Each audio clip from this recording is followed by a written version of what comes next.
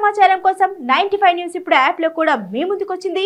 వెంటనే డౌన్లోడ్ చేసుకోండి, latest updates ని పొందండి. దొంగల బూట్లు మోసే సన్నాసులు మనకు కనబడతా ఉన్నారు తెలంగాణలో. ఇయ్యాల తెలంగాణ ఆత్మ గౌరవాన్ని 60 ఏళ్లు కొట్లాడి తెచ్చుకున్న తెలంగాణ ఆత్మ గౌరవంతోనే ఉందామా?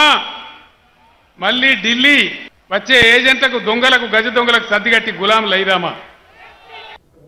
చెప్పులు మోయడానికి, చెప్పులు జరపడానికి తేడాలు మూర్ఖులు, వేస్టిగాళ్ళు.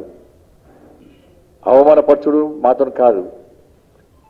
అమిత్ షా గారు నాకు గురువు లాంటి వాడు, నాకు తండ్రి లాంటి వాడు. నాకు చాలా మంది కూడా.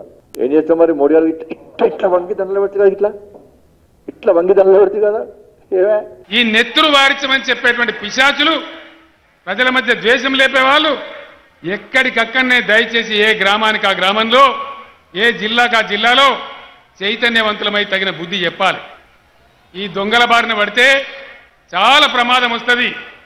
నేను చెప్పే మాటలలో సత్యం ఉన్నది. అందుకే ఆకాశం నుంచి చినుకులు కూడా పడతా ఉన్నాయి. ఏమిది ఆయన మాట్లాడుతుంటే వర్షం పడి సత్యం అట.